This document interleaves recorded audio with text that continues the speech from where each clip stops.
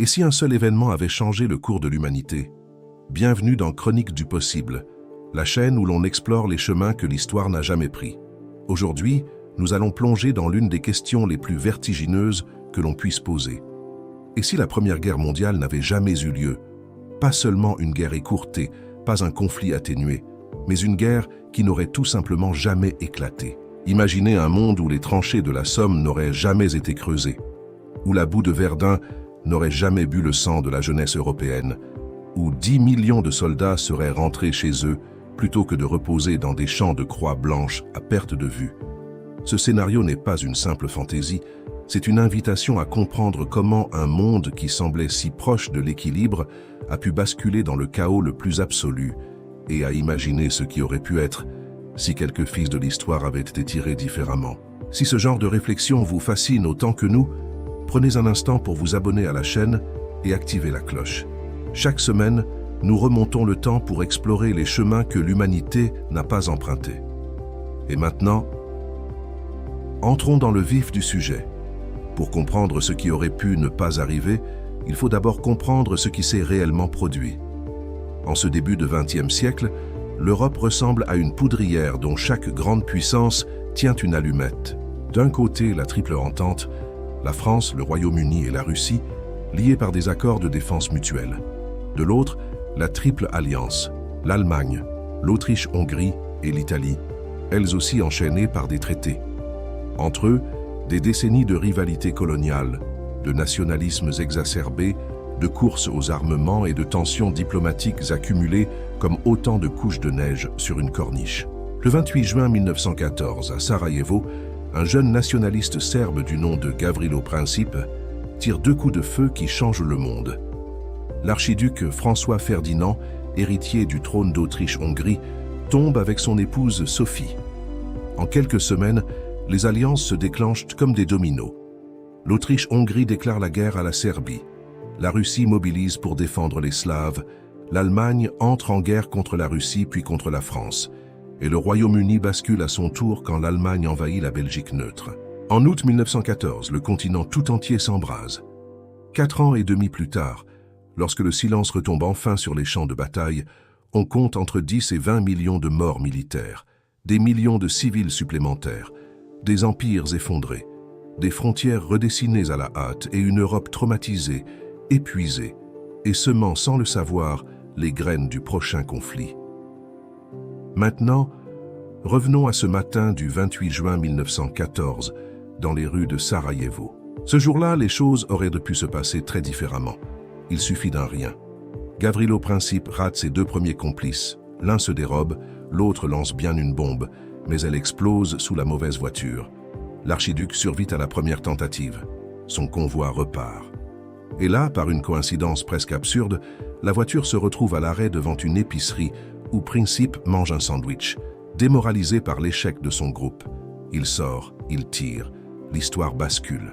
Mais imaginons que ce sandwich n'existe pas, que Princip soit ailleurs, que la voiture ne s'arrête pas au bon endroit, que François Ferdinand et Sophie rentrent à Vienne vivants ce 28 juin 1914. Ce seul changement, infime à l'échelle cosmique, immense à l'échelle humaine, est notre point de rupture.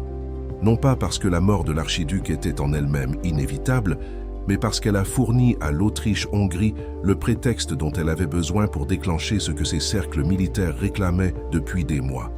Sans cet assassinat, la crise s'étouffe. La machine de guerre ne se met pas en marche, du moins pas ce jour-là. Dans ce monde alternatif, l'été 1914 se passe sans déclaration de guerre. Les tensions restent vives, les journaux bruissent de crise balkanique, mais la diplomatie tient. Les ambassadeurs s'agitent, les chancelleries négocient, et peu à peu, comme lors de tant d'autres crises précédentes, Algésiras, Agadir, les guerres des Balkans, la mécanique diplomatique reprend le dessus. Cela ne signifie pas que la paix est universelle, ni que les tensions s'évaporent. L'Europe de 1914 est toujours une Europe de rivalité, d'empires en compétition et de nationalisme bouillonnant.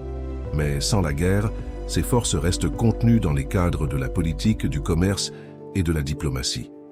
On se dispute, on négocie, on cède parfois, mais on ne se tue pas par millions. Pour les empires eux-mêmes, la survie est fragile mais possible.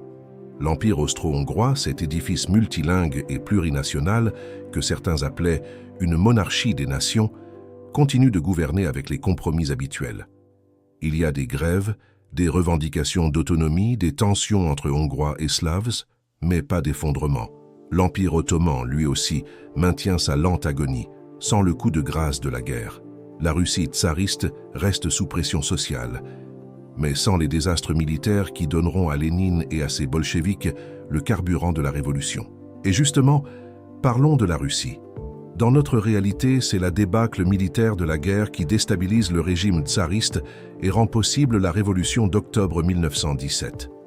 Sans la guerre, les bolcheviks restent une faction marginale parmi d'autres. Lénine vieillit en exil à Zurich. Trotsky écrit des pamphlets. La Russie évolue lentement, douloureusement peut-être, vers une forme de monarchie constitutionnelle ou de réforme progressive. Le communisme n'accède pas au pouvoir, du moins pas à cette échelle, pas à cette époque. Sans la Première Guerre mondiale, pas de traité de Versailles. Et sans Versailles, pas de cette humiliation nationale allemande qui deviendra le terreau fertile sur lequel Adolf Hitler et le national-socialisme germeront. C'est peut-être là la conséquence la plus saisissante de notre scénario alternatif. Hitler, dans ce monde, est un peintre médiocre, un homme frustré parmi d'autres dans la Vienne d'avant-guerre. Sans les tranchées pour forger son fanatisme, sans la défaite de 1918 pour alimenter sa haine, sans la crise économique post-Versailles pour lui offrir une tribune, le nazisme n'existe tout simplement pas sous la forme que nous connaissons. La Seconde Guerre mondiale, telle qu'elle s'est produite, est impensable dans ce monde. Cela ne signifie pas que ce monde alternatif est exempt de violence ou d'injustice. Des conflits existent, des régimes autoritaires persistent, des discriminations déchirent des sociétés. Mais à l'échelle des catastrophes industrielles du XXe siècle, la Shoah, les bombardements de masse, les dizaines de millions de morts de 1939 à 1945, ce monde alternatif est d'une douceur presque irréelle. Sans ces guerres mondiales, l'économie mondiale suit une trajectoire différente. La mondialisation, déjà bien avancée en 1914, continue de se développer sans interruption. Les échanges commerciaux, les flux d'investissement, les migrations de population se poursuivent dans un cadre global qui n'est pas brisé par des frontières barbelées et des blocus navals. L'Europe, qui représentait en 1913 une part considérable de la production industrielle mondiale, ne se saigne pas à blanc sur ses propres champs de bataille. Les empires coloniaux, eux aussi, évoluent autrement.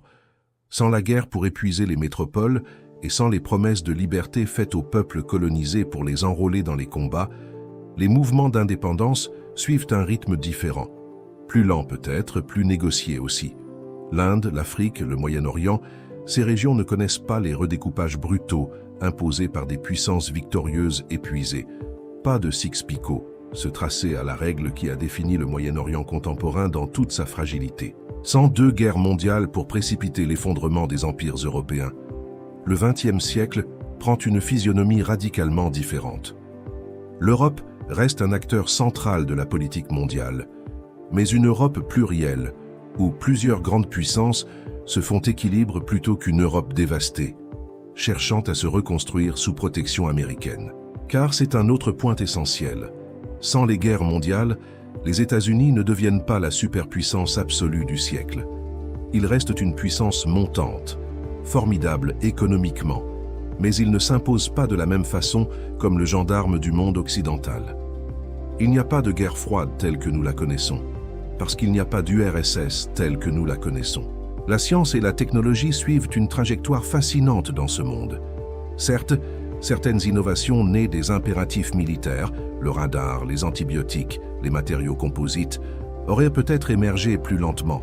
Mais d'un autre côté, les cerveaux qui ont été sacrifiés dans les tranchées, mathématiciens, physiciens, biologistes, ingénieurs, auraient pu apporter des contributions incalculables. Combien de génies potentiels sont morts dans la boue de la Marne ou de la Meuse? Combien de découvertes n'ont jamais eu lieu parce que leur auteur n'a pas survécu à ses 20 ans? Pensons aussi à la médecine. La grippe espagnole de 1918, l'une des pandémies les plus meurtrières de l'histoire, a été largement favorisée par les conditions sanitaires de la guerre, les mouvements massifs de troupes et les corps affaiblis par années de privation. Sans la guerre, cette pandémie aurait peut-être été beaucoup moins létale, ou ne se serait peut-être pas propagée avec la même brutalité. Alors, à quoi ressemblerait notre monde aujourd'hui, en 2025, dans cette réalité où la Première Guerre mondiale n'a jamais eu lieu? C'est vertigineux à imaginer. Peut-être une Europe où plusieurs empires coexistent encore, affaiblis, en mutation, négociant en permanence avec des nationalismes internes, mais debout. Une Autriche-Hongrie peut être transformée en fédération de nations. Une Russie peut être réconciliée avec une forme de démocratie constitutionnelle. Un monde arabe dont les frontières n'ont pas été tracées par des diplomates étrangers et qui a pu construire ses propres États selon sa propre logique. La technologie y serait peut-être très avancée dans certains domaines. La chimie, la biologie, la physique fondamentale, là où des décennies de cerveau n'ont pas été engloutis par des conflits. Mais peut-être moins avancée dans d'autres, comme l'aéronautique ou l'informatique, qui ont bénéficié de colossaux investissements militaires dans notre réalité. Et culturellement, un monde sans les traumatismes collectifs de la Grande Guerre et de la Seconde Guerre mondiale, sans ce fond de mélancolie et de désillusion qui teinte si profondément la littérature, le cinéma, la philosophie du XXe siècle. Les avant-gardes artistiques auraient peut-être existé autrement, moins hantés par la mort, moins obsédés par l'absurde. Un monde où la confiance dans le progrès, cette belle foi du XIXe siècle, n'aurait pas été aussi brutalement brisée. Serait-ce un monde meilleur? Certainement moins violent dans ses paroxysmes, mais certainement pas parfait. Les injustices, les inégalités, les dominations de toutes sortes n'auraient pas disparu. L'histoire humaine reste une histoire de tensions, de conflits, d'aspirations contrariées. Elle aurait simplement pris un autre chemin. Il y a quelque chose de profondément humain dans cet exercice. Remonter le fil de l'histoire, trouver ce moment infime où tout aurait pu basculer autrement et se demander « Qu'aurions-nous perdu? Qu'aurions-nous gagné? Qui aurions-nous été ?» La Première Guerre mondiale n'est pas seulement une catastrophe du passé, c'est la matrice de notre présent, de nos frontières, de nos institutions, de nos peurs collectives, de nos réflexes politiques. En imaginant un monde où elle n'a pas eu lieu, c'est en réalité notre propre monde que nous regardons en creux, avec ses cicatrices et ses héritages. Alors voici la question que nous vous laissons ce soir. Si vous pouviez remonter le temps jusqu'à ce 28 juin 1914 à Sarajevo et choisir d'intervenir ou de ne pas intervenir, que feriez-vous? Est-ce qu'un monde sans la Première Guerre mondiale serait nécessairement un monde meilleur? Ou les mêmes tensions auraient-elles simplement trouvé une autre forme d'explosion plus tard, différemment? Dites-nous ce que vous pensez dans les commentaires. Nous lisons chaque message avec attention et plaisir.